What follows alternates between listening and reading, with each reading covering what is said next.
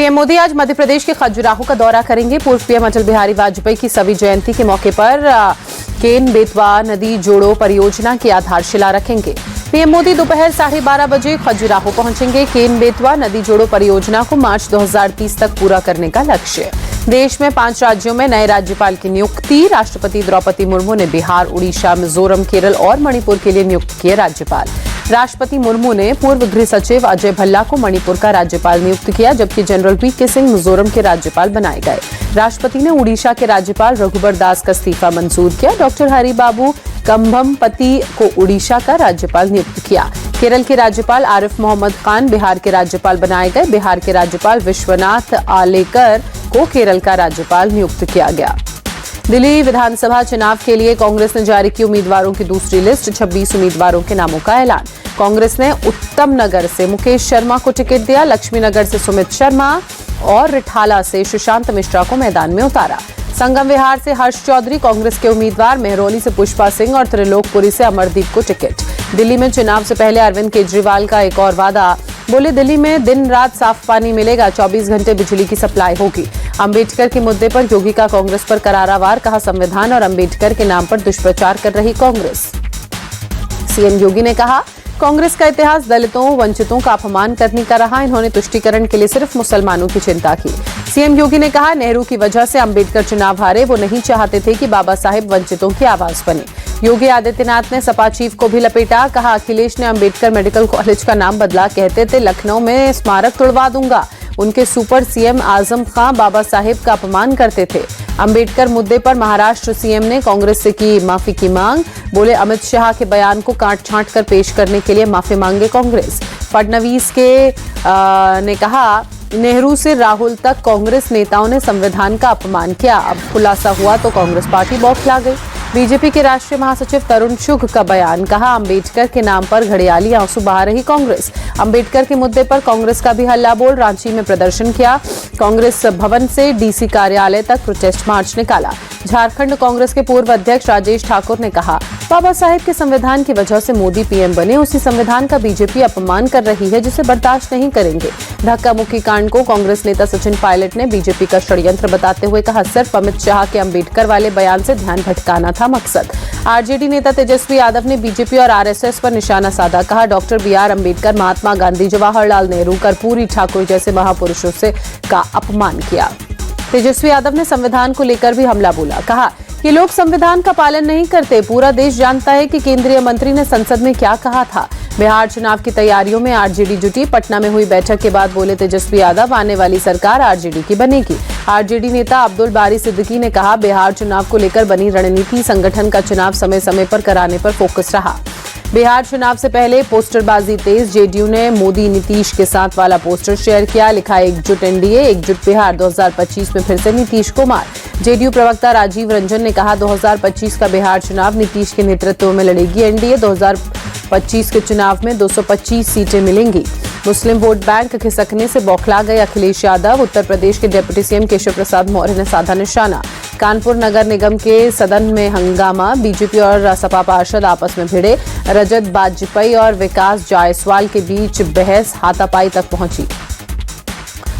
BJP के कर्नाटक के राज्यपाल को खत, एमएलसी सीटी रवि की गिरफ्तारी का मामले की जांच फैक्ट फाइंडिंग कमेटी से कराने की मांग।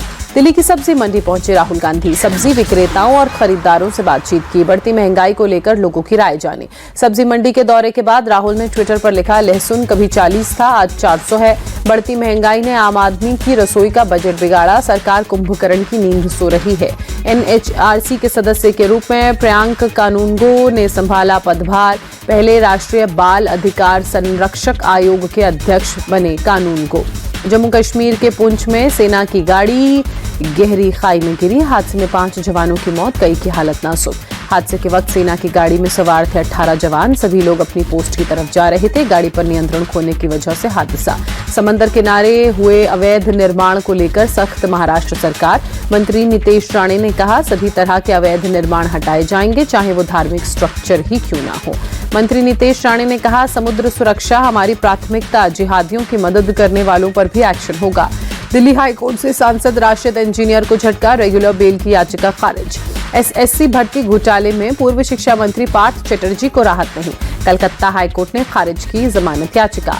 संभल के लाडम सराय में प्राचीन बावरी की खुदाई का दूसरा समुदाय कर रहा है विरोध, मौके पर पहुंची पुलिस, कड़ी सुरक्षा के बीच खुदाई शुरू हुई।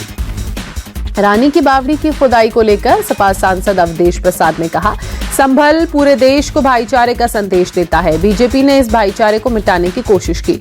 संभल के शिव मंदिर में पूजा करने पहुंचे श्रद्धालु, पूजा कर हनुमान जी का भी लिया आशीर्वाद। संभल हिंसा मामले में पुलिस ने 7 और आरोपियों को गिरफ्तार किया, अब तक 91 उपद्रवियों की हो चुकी है पहचान। लखनऊ के ओवरसीज बैंक के लॉकर में लूट का वीडियो सामने आया, बैंक के अंदर घुसते नजर आए 3 लुटेरे। पटना में पुलिस ने गाड़ी चेकिंग के दौरान एक कार से 70 लाख रुपए बरामद किए, पुलिस कपड़े और पकड़े गए कैश की जांच में जुटी। पुलिस के मुताबिक पैसे एक कारोबारी के हैं।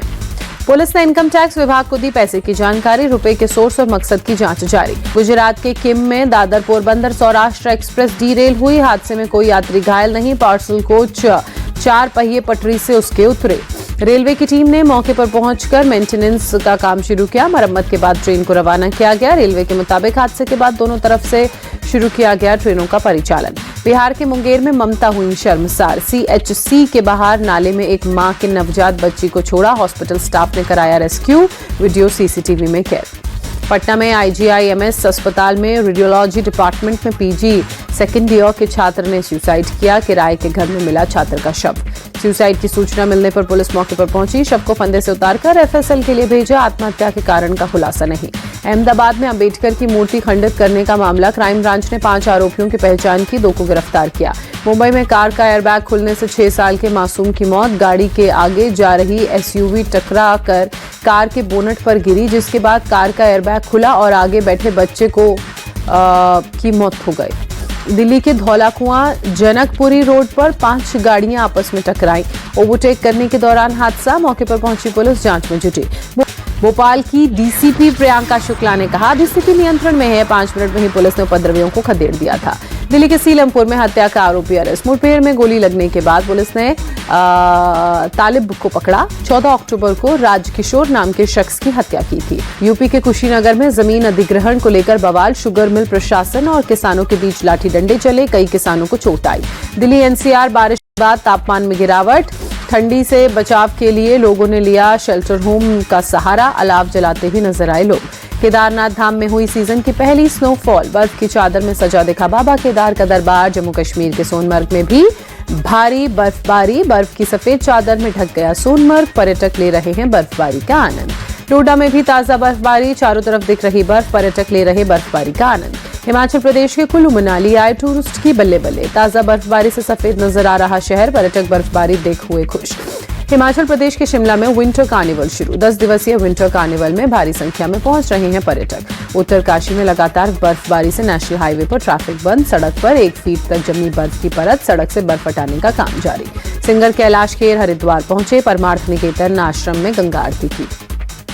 प्रयागराज में जोर शोर से हो रही है महाकुंभ की तैयारी, महाकुंभ के मौके पर आने वाले पर्यटकों के लिए बनाया जा रहा है आधुनिक डोम सिटी।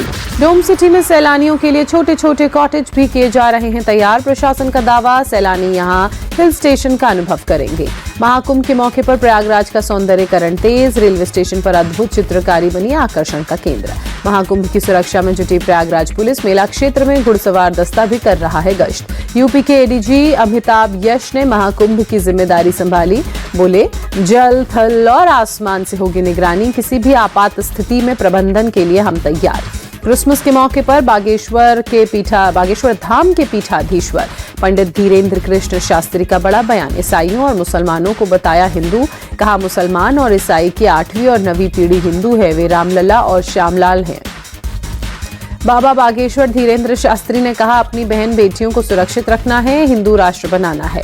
देश में मनाया जा रहा है क्रिसमस, राजस्थान के उदयपुर में क्रिसमस ईव के मौके पर रोशनी से जगमग हुई शेपर्ड मेमोरियल चर्च, वहीं चेन्नई में लोगों ने की प्रेयर। दिल्ली में क्रिसमस की धूम, इंडिया गेट पर भारी संख्या में पहुंचे लोग क्रिसमस के जश्न में डूबे। शिलांग में भारी संख्या में चर्च पहुंचे लोग, क्रिसमस के मौके पर रोशनी से सजाया गया, लोगों ने चर्च में प्रेयर की। राजस्थान के अजमेर में लोगों ने क्रिसमस सेलिब्रेट किया। चर्च पहुंचे लोगों ने किया प्रार्थना, लोगों ने कैरल भी गाए। रांची में सेंट मरिया चर्च में भक्त कैंडल जलाकर प्रेयर की। अंबाला में क्रिसमस और न्यू ईयर को लेकर पुलिस ने मॉक ड्रिल की। रेलवे स्टेशन पर बॉम्ब स्क्वाड की तैयारी का जायजा। क्रिसमस ईव के मौके पर पश्चिम बंगाल की सीएम ममता बनर्जी कोलकाता के होली रोजरी कैथेड्रल चर्च पहुंची। सभी को क्रिसमस की शुभकामनाएं दी।